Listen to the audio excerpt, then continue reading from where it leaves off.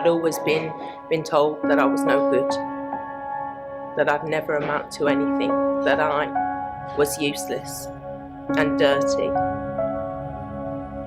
I had a string of criminal convictions, I had a violent temper, I'd be arrested frequently, not even know how I'd got into the cells because I'd be drinking in blackout, taking all cocktails of drugs and just living in despair.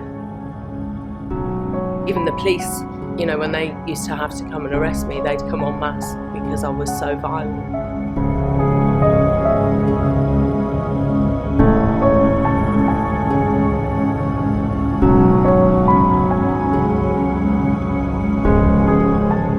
I had children, 2 children by the age of 23.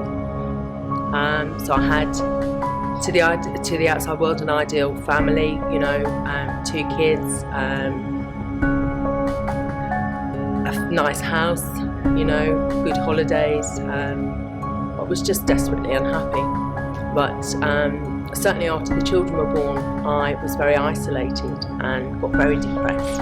And after the second child, began really heavily using cocaine and developed psychosis.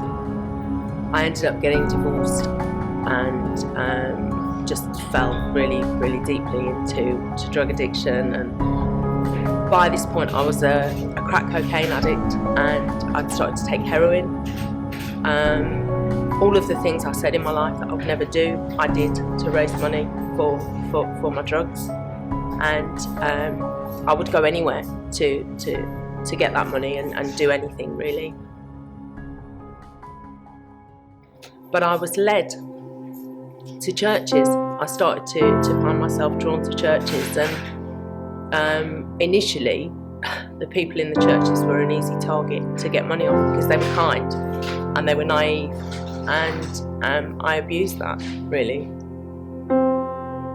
And this continued for a while, and then somebody suggested to me that I should go to a place called Betel, and I entered Betel the first time. I was welcomed with a love and a grace that was alien to me really, and I was really hard to be around. I couldn't sit still, I didn't sleep, I was negative about everything and anybody that was around me. Yet despite that, the people that took care of me just surrounded me and didn't give up. They just never gave up, and whatever I threw out there, they just persevered. And in my life I'd never had that.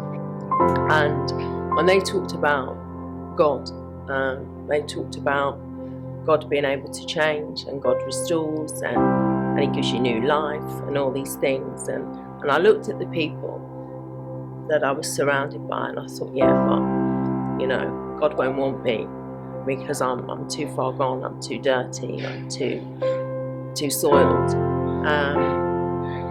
And I really think through the perseverance of the people that were looking after me, God was able to show His love initially through them, till I started to want to kind of seek Him and ask Him to meet with me, and then all the things that I'd carried for years, all my shame around my eating disorder, all the things I'd done to get money for my drugs, abandoning my children, hurting my family, all the stuff, all the baggage started to fall off, and I started to experience a real cleansing. I have a fresh confidence, and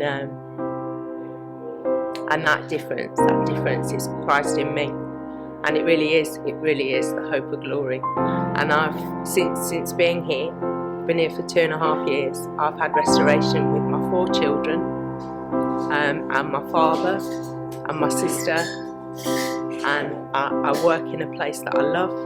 I've got friends, and my future's really, really bright, having tried everything else that was on offer, that the world could offer to free myself from my addictions and from my way of life.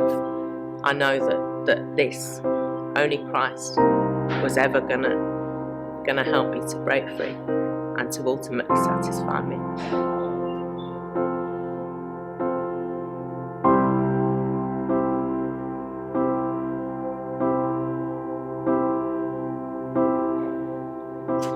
So that's me. My name's Emma, I'm 38, and that's my story of how I've been given a second chance.